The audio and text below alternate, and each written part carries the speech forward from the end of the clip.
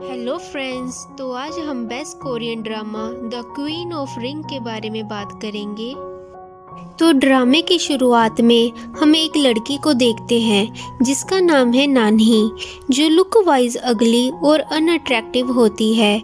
उसकी अगली लुक की वजह से ना ही उसे कोई जॉब पर रखता है और ना ही कोई उसका बॉयफ्रेंड बनता है। नानी को लगता है कि लोग सिर्फ प्रीटी और ब्यूटीफुल गर्ल्स को ही लाइक करते हैं और इस वर्ल्ड में अगली गर्ल्स की कोई वैल्यू नहीं है। नानी के दो बेस्ट फ्रेंड्स होते हैं, जिसमें से एक है बिनते, जो बहुत स्वीट और केयरिंग है, और सेकंड है मिंजो, जो पेरिस में ही रहती है। तो अब बात करते हैं इस ड्रामा के सेकंड मेन लीड सीगुन की, जो कि बहुत हैंडसम और पॉपुलर फैशन डिजाइनर है। सीगुन सिर्फ ब्यूटीफुल गर्ल्स को ही लाइक करता है। नानी सीगुन को सीक्रेटली लाइक करती है, लेकिन कभी भी उससे कन्फेस नहीं कर पाती, क्योंकि उसे पता था कि सीगुन सिर्फ ब्यूटीफुल और प्रीटी गर्ल्स को ही लाइक करता है। तो अब हम देखते हैं कि नानी अपने अगली लुक का सारा ब्लेम अपनी मॉम पर लगाती है और उन पर गुस्सा करती है। तो उसकी मॉम उसे दुखी देखकर उसे एक मैजिकल रिंग देती है, और इस रिंग को उसकी मदर और ग्रैंड मदर भी यूज कर चुके हैं। उसकी मॉम उसे बताती है कि जिसको भी तुम लाइक करती हो और अगर वो पर्सन तुम्हें ये रिंग पहना दे तो उसे तुम वो लड़की दिखोगी जिसे वो लाइक करता होगा। तो अब हम देखते हैं कि नानी सीगुन को झूठ बोलकर अपने साथ ले जाती है और कहती है कि आज मैं तुम्हें उस लड़की से मिलवाऊंगी जो बहुत ही ज़्यादा ब्यूटीफुल है। सीगुन उसके साथ जाने के लिए मान जाता है। नानी सीगुन को बहुत ही ज़्यादा ड्रिंक करवा देती है और उससे अपने फिंगर में रिंग पहनवा लेती है। रिंग पहनाने के बाद सीगुन को अपनी ड्रीम गर्ल दिखती है और फिर सीगुन ज़्यादा ड्रिंक करने की वजह से बेहोश हो जाता है। नेक्स्ट डे नानी कॉलेज जाती है।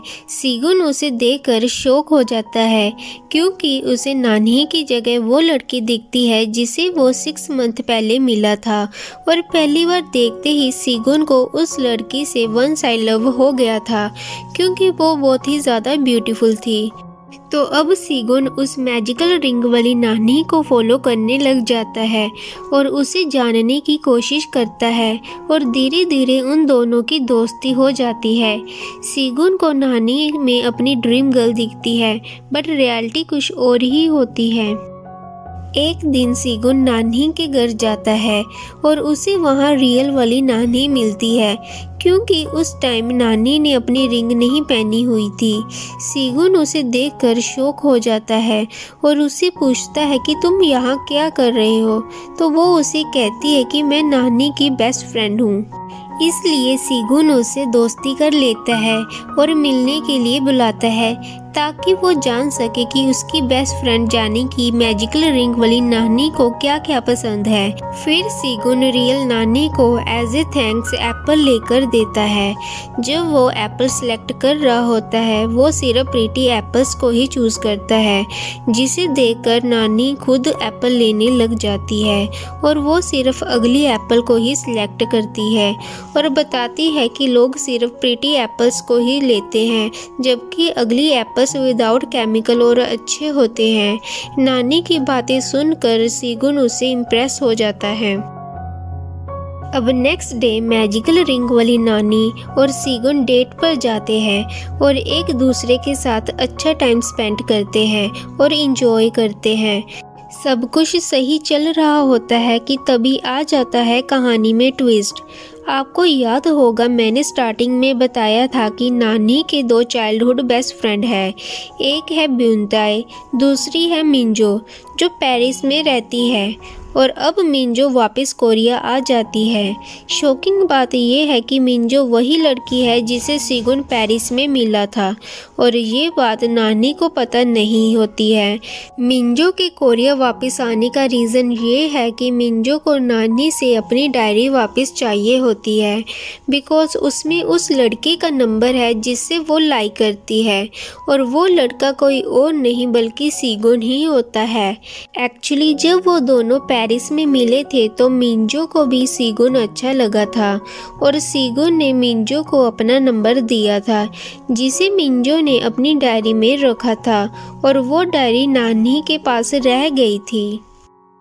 तो नेक्स्ट सीन में हम देखते हैं कि सीगुन अपनी FB प्रोफाइल पर मैजिकल रिंग वाली नानी के साथ पिक लगाता है, जिसको लगाने के बाद पूरे कॉलेज में ये बात फैल जाती है। जब वो पिक नानी का बेस्ट फ्रेंड ब्यूनताई देखता है तो वो बहुत ही ज़्यादा जेलस फील करता है। इसी बीच मिंजो सीगुन को कॉल करती है, लेकिन सीगुन अननोन नंबर समझकर कॉल को कट कर देता है। नेक्स्ट सीन में नानी सीगुन को अपनी पेंटिंग बनाने के लिए कहती है, ताकि वो जान सके कि सीगुन जिस लड़की को उसमें देखता है वो कैसी दिखती है।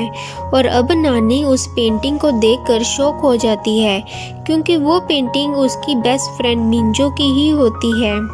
और अब नानी पूरी कोशिश करती है कि मिंजो सीगुन के सामने कभी ना आए, लेकिन बाद में काफ़ी सोचने के बाद नानी सीगुन को सब कुछ सच बताने का डिसाइड करती है कि तभी दोनों पूल में गिर जाते हैं और नानी की रिंग पूल में गिर जाती है और खो जाती है। तो वो जल्दी से भागकर रूम में छुप जाती है। सीगुन उसे सब जगह ढूंढता है, तभी ब्यूनताई भी वहाँ आ जाता है। दोनों मिलकर नानी को ढूंढते हैं। तभी ब्यूनताई को नानी मिल जाती है। वो उससे पूछता है कि ये सब कुछ क्या चल रहा है और उस पर बहुत गुस्सा करता है। नानी उसे कहती है कि तुम पहले प्लीज सीगुन को बोल दो कि मैं घर चली गई हूँ, फिर मैं तुम्हें सब कुछ सच सच बता दूंगी। ब्यूनताई नानी की खातिर सीगुन को झूठ बोल देता है कि नानी की तबीयत ठीक नहीं है और वो वापस घर चली गई है।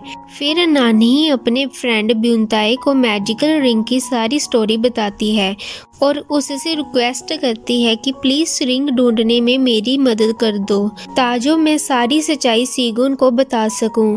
ब्यूनताई उसकी रिंग ढूंढने में मदद करता है। इसी बीच सीगुन घर जा रहा होता है कि तभी उसे रास्ते में मिंजो दिखती है और वो उसका पीछा करने लग जाता है। एंड देन मिंजो सीगुन को देखकर खुश हो जाती है, लेकिन सीगुन मिंजो को मैजिकल रिंग वाली नानी समझकर उस पर चिल्लाता है और कहता है कि ये सब कुछ क्या चल रहा है, तुम तो घर चली गई थी। इतने में वहाँ रियल नानी भी आ जाती है और उन दोनों को साथ में देखकर नानी शॉक हो जाती है। फिर नानी उस रूम की लाइट ऑफ कर देती है और मिंजो का हाथ पकड़कर उसे अपने साथ ले जाती है और उसे मैजिकल रिंग की सारी सच्चाई बता देती है और उससे रिक्वेस्ट करती है कि तुम प्लीज़ कुछ दिनों के लिए मैजिकल रिंग वाली नानी बन जाओ, जब तक मेरी रिंग मुझे वापस नहीं मिल जाती। क्योंकि अगर सीगुन को पता चल गया कि मैं रियल में अगली हूँ तो वो बहुत ही ज़्यादा हर्ट होगा। मिंजो उसकी बात मान जाती है, लेकिन उसकी एक कंडीशन है, अगर उसे सच में सीगुन से प्यार हो गया तो हम सारा सच सीगुन को बता देंगे। नानी उसकी बात मान जाती है और मिंजो मैजिकल रिंग वाली नानी बनकर सीगुन के साथ चली जाती है। नेक्स्ट डे मिंजो सीगुन के साथ डेट पर जाती है। सीगुन को उसका बिहेवियर काफ़ी चेंज लगता है। वहीं नानी सीगुन को बहुत मिस कर रही होती है कि तभी उसे सीगुन और मिंजो जाते हुए दिखते हैं। नानी उन दोनों को साथ में देखकर लोनली और सैड फील करती है। दूसरी तरफ ब्यूनताई को रिंग मिल जाती है और वो जाकर नानी को रिंग दे देता है। रिंग देखकर नानी बहुत खुश हो जाती है और सीगुन के साथ एक लास्ट डेट पर जाती है ताकि उसे अच्छे से गुड बाय कह सके। दोनों साथ में अच्छा टाइम स्पेंड करते हैं। फिर सीगुन नानी को ड्रेस ट्राई करने के लिए कहता है। मिंजो भी उसी मॉल में होती है और सेम ड्रेस ट्राई करने के लिए गई होती है। अब जैसे ही मिंजो और नानी चेंजिंग रूम से बाहर आते हैं, दोनों एक दूसरे को देखकर शॉक हो जाते हैं। सीगुन दो नानी को देखकर कंफ्यूज हो जाता है। मिंजो गुस्से में आके नानी के हाथ से रिंग निकाल देती है और नानी अपने रियल रूप में आ जाती है। फिर नानी सीगुन को सारी सच्चाई बताती है और रिंग पहनाने के लिए भी बोलती है। तो जैसे ही सीगुन नानी को रिंग पहनाता है, वो मिंजो दिखती है और जैसे ही उतारता है वो रियल वाली नानी ही दिखती है। सीगुन को उस पर बहुत गुस्सा आता है और गुस्से में नानी को वहीं छोड़कर चला जाता है और बहुत सैड फील करता है कि अब तक मैंने जिस लड़की से प्यार किया वो कभी थी ही नहीं। अब नेक्स्ट डे सीगुन नानी को किसी और लड़के के साथ देखता है। उसे लगता है कि अब नानी उसी मैजिकल रिंग का फ़ायदा उठाकर किसी और लड़के को डेट कर रही है, लेकिन ऐसा कुछ भी नहीं होता है।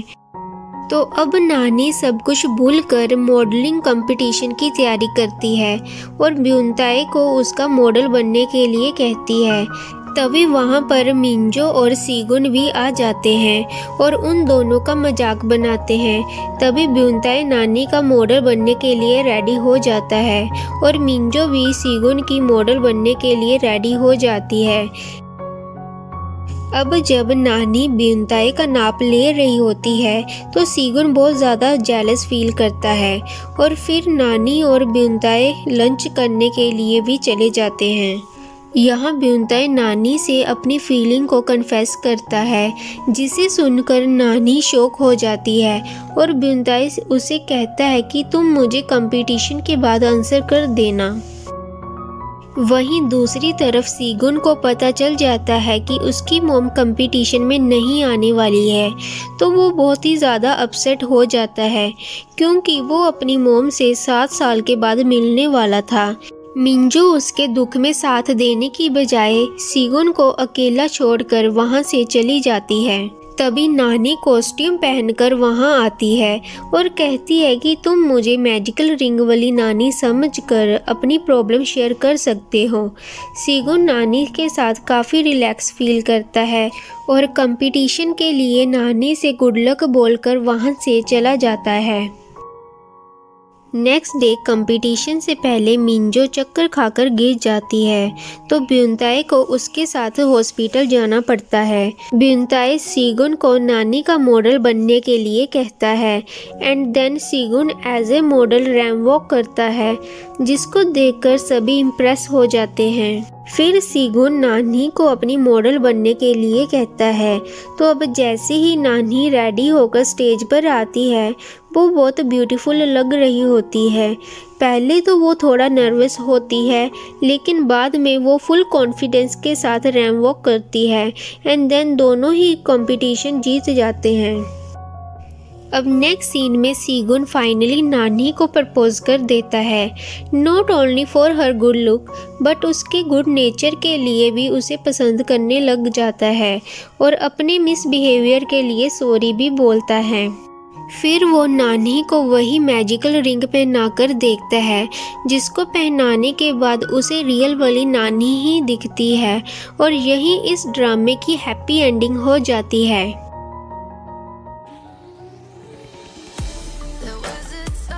तो अगर आपको ये वीडियो अच्छी लगी हो तो वीडियो को लाइक और चैनल को सब्सक्राइब जरूर करें।